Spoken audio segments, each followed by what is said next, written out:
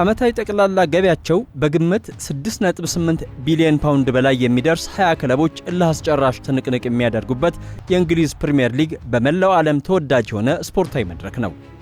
ከክለቦቹ ገቢ ከፍተኛውን ድርሻ የሚይዘው የብሮድካስት መብት ሲሆን 3.4 ቢሊዮን ፓውንድ በጋራ ይቋደሳሉ። ከስፖንሰር ስምምነቶች 2.4 ቢሊዮን ፓውንድ እንዲሁም ከጨዋታ ቀን ገቢ ከ1 ቢሊዮን ፓውንድ በላይ ይስቃሉ።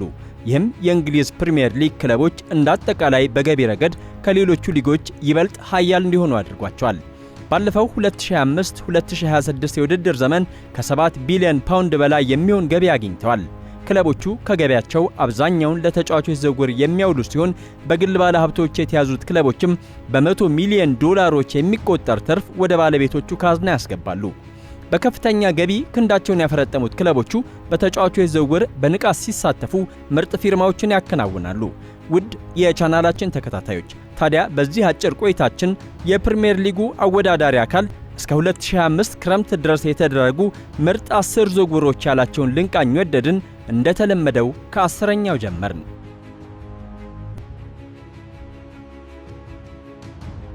10ኛ በአውሮፓውያኑ 1994-95 የውድድር ዘመን ብላክበርን ሮቨርስ ከተፎካካሪው ማንቸስተር ዩናይትድ በአንድ ነጥብ በልጦ በ89 ነጥብ የፕሪሚየር ሊጉ ሻምፒዮን ሆነ። ለዚህ ክብር የአንበሳውን ድርሻ የተወጣው የቡድኑ አጥቂ አለን ሺረር የብዙዎች አይን ቢያርፍበትም በአውሮፓውያኑ 1996 ኒውካስትል ዩናይትድ የዓለምን የዝውውር ሪከርድ ሰብሮ በ15 ሚሊዮን ፓውንድ አስፈረመው። 148 ጎሎችን ለክለቡ ቢያስቆጥርም ከቡድኑ ጋር ግን ሻምፒዮን መሆን ሳይችል ቀርቷል።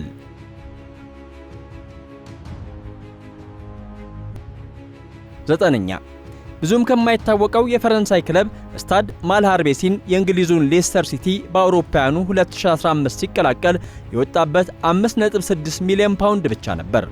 ንጎሎ ካንቴ በዓመቱ ውድድር አስደናቂና የማይደገም አቋም ባሳየው ሌስተር ሲቲ ውስጥ የመሃል ሜዳው ጸጥተኛ ጀነራል ነበር። ኳስ የማስጣል፣ የመንጠቅ፣ የማደራጀትና የማጥቃት ሽግግር የመፍጠር ልዩ ድንቅ ክህሎት የታደለው ንጎሎ ካንቴ አቋማሪዎችና የእግር ኳስ ኤክስፐርቶች ፕሪሚየር ሊጉን ለማሸነፍ አንድ 5000ኛ ወይም ከ5000 ዕድሎች አንድ ብቻ ያገኛል ያሉትን የክላውዲዮ ራኔሪ ቡድን ለሻምፒዮንነት አብቅቶታል።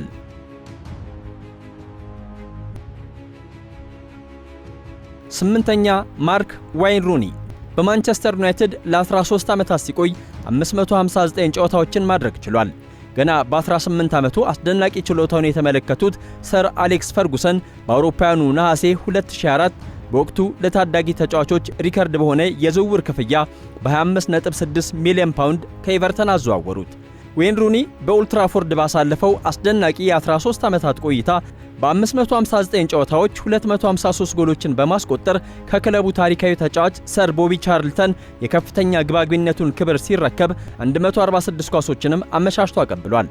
በአጠቃላይ የ2008ቱን የአውሮፓ ሻምፒየንስ ሊግና 5 የፕሪሚየር ሊግ ክብሮችን ጨምሮ 16 ትልልቅ ዋንጫዎችን ሲያነሳ ከአውሮፓ ሱፐር ካፕ በስተቀር በክለብ ደረጃ ሊገኙ የሚችሉ ክብሮችን ሁሉ ማሳካት ችሏል።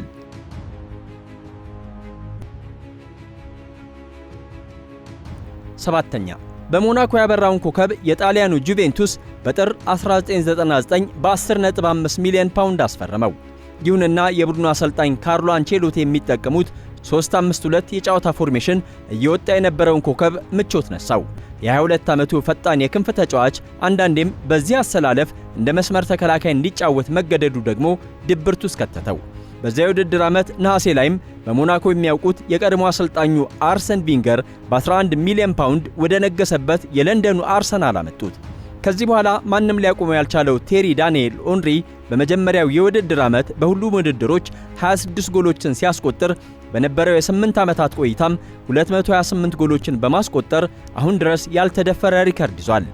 ፈረንሳዊ አጥቂ በፕሪሚየር ሊጉ ታሪክ ውስጥ ከታዩ ታላላቅ ተጫዋቾች አንዱ የ4 ጊዜ ከፍተኛ ግባግቢነት የወርቅ ጫማ ተሸላሚና ዘ ኢንቪንሲብል ወይም የማይበገሩት የተሰኘውና በ2004 ሳይሸነፍ ዋንጫ ያነሳው የአርሰናል ቡድን አባል ነበር። 6ኛ ሰርጂዮ ሊዮኔል አጉዌሮ ዴል ካስቶ ወይም ኩዊን አጉዌሮ በአውሮፓውያኑ 2011 ክረምት ከስፔኑ አትሌቲኮ ማድሪድ የእንግሊዙን ማንቸስተር ሲቲ በ35 ሚሊዮን ፓውንድ ተቀላቀለ። በክለቡ በነበረው የ10 ዓመታት ቆይታ 184 ጎሎችን ከመረብ ሲያሳርፍ በተለይ በመጣበት የመጀመሪያ ዓመት ግንቦት 13 2012 በተደረገው የፕሪሚየር ሊጉ የመጨረሻ ጨዋታ ያስቆጠራት ጎል በሊጉ ታሪክ ሁሌም ከሚታወሱት አጥቂዎች አንዱ እንዲሆን አድርጎታል። በዕለቱ ከከተማ ተቀናቃኙ ማንቸስተር ዩናይትድ ጋር እኩል 89 ነጥብ በመያዝ በ8 ጎል ብቻ በመብለጥ ወደ ሜዳ የገባው የሮቤርቶ ማንቺኒው ማንቸስተር ሲቲ በኩዊንስ ፓርክ ሬንጀርስ እስከ 92ኛው ደቂቃ ድረስ 2-1 በሆነ ውጤት እየተመራ ነበር።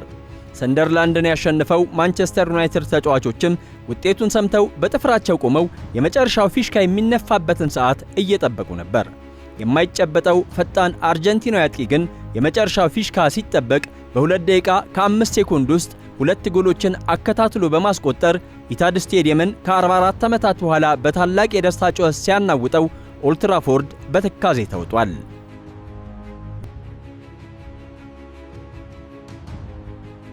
ውድ ተመልካቾች፣ ቀጣዩ ኮከብ አፍሪካዊ ነውና ከእንግሊዝ እርሱን ለማግኘት የምጓዘው መንገድ እንዳያደክመኝ ሰብስክራይብ፣ ላይክ እና ሼር በማድረግ እንደ አጉዌሮ ጎል ብታነቃቁኝ በደስታ ተሸጋገርን ማለት አይደል?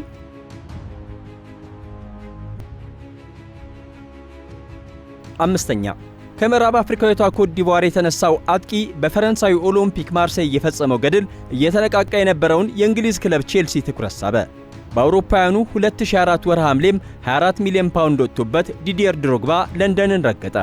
ራሳቸውን ዘ ስፔሻል ዋን ብለው በሚጠሩት አሰልጣኝ ሆዜ ሞሪኞ ስር ነፃነቱን ያወጀው ጉልበተኛ አጥቂ ለሁለት ተከታታይ ዓመታት የፕሪሚየር ሊጉን ዋንጫ ከፍ ሲያደርግ ለክለቡ ባደረጋቸው 381 ጨዋታዎች 164 ጎሎችን ከመረብ አሳርፏል። በ8 ዓመታት ቆይታውም 4 የፕሪሚየር ሊግ፣ 4 የኤፍኤ ካፕ እና 3 የሊግ ካፕ ዋንጫዎችን ሲያሳካ በ2012 ታላቁን የሻምፒየንስ ሊግ ዋንጫ በማንሳት ለዚህ ክብር የበቁ አፍሪካውያንን ቁጥር በአንድ ጨምሯል።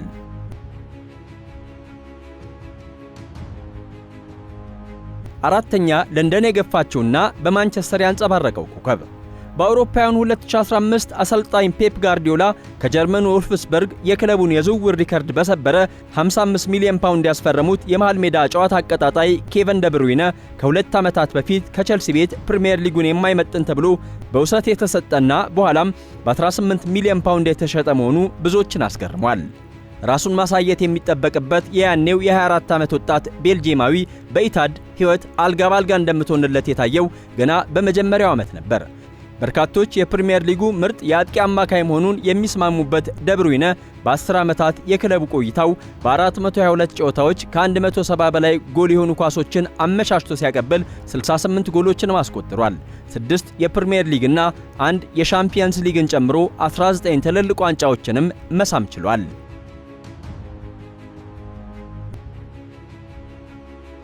ሶስተኛ፣ ሌላኛው ቸልሲ የጣለው ኮከብ ሞ ሳላህ በእግር ኳስ ሕይወቱ መጥፎ ጊዜን በቸልሲ ያሳለፈው ኮከብ አንዳንዶች ቢዘነጉትም ሊቨርፑልን የተቀላቀሉት ጀርመናዊ አሰልጣኝ የርገን ክሎፕ በሰኔ 2017 የክለቡን የዝውውር ሪከርድ ሰብረው በ37 ሚሊዮን ፓውንድ ወደ እንግሊዝ መለሱት። ዘ ሬስት ኢዝ ሂስትሪ እንዲሉ ፈረንጆቹ ከዚህ በኋላ ያለው በርካቶች የሚያውቁት ታሪክ ነው። በመጀመሪያው ውድድር ዘመኑ በፕሪሚየር ሊጉ በጊዜው ሪከርድ የነበረ 32 ጎሎችን ሲያስቆጥር በአጠቃላይ 10 ዓመታት ቆይታው 9 ዋንጫዎችን ማንሳት ችሏል። በተለይ በ2019-2020 የፕሪሚየር ሊግ የውድድር ዘመን የመርሲሳይዱ ሊቨርፑል ከ22 ዓመታት ቆይታ በኋላ የፕሪሚየር ሊጉን ዋንጫ ሲያነሳ 19 ጎሎችን በማስቆጠር ታሪክ ሰርቷል።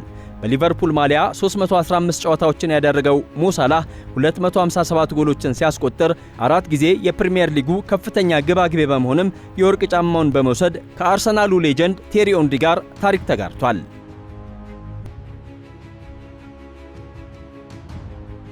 ሁለተኛ፣ ፍራንክ ላምፓርድ በአውሮፓውያኑ 2001 በ11 ሚሊዮን ፓውንድ የለንደን ከተማን አቋርጦ ወደ ቸልሲ የተዛወረ ሲሆን እንደ አማካይ ተጫዋች 3 የፕሪሚየር ሊግ ዋንጫዎችን ሲያሸንፍ በ13 ዓመታት የቸልሲ ቆይታው በ648 ጨዋታዎች 211 ግቦችን ከመረብ በማሳረፍ በክለቡ ታሪክ ከፍተኛው ጎል አስቆጣሪ ለመሆን በቅቷል። በተለይ የመሃል ሜዳ ተጫዋች ቢሆንም በታላቁ የአውሮፓ ሻምፒየንስ ሊግ መድረክ 23 ግቦችን ማስቆጠር መቻሉ ከብዙዎች አድናቆት እንዲጎርፍለት አድርጓል። እስቲ ላምፓርድ እንደጎረፈለት አድናቆት ሰብስክራይብ፣ ላይክ እና ሼሩን አዘንቡትና በደስታ ወደ አንደኛው የፕሪሚየር ሊግ የምን ጊዜም ዝውውር አስፈንጥሩኝ።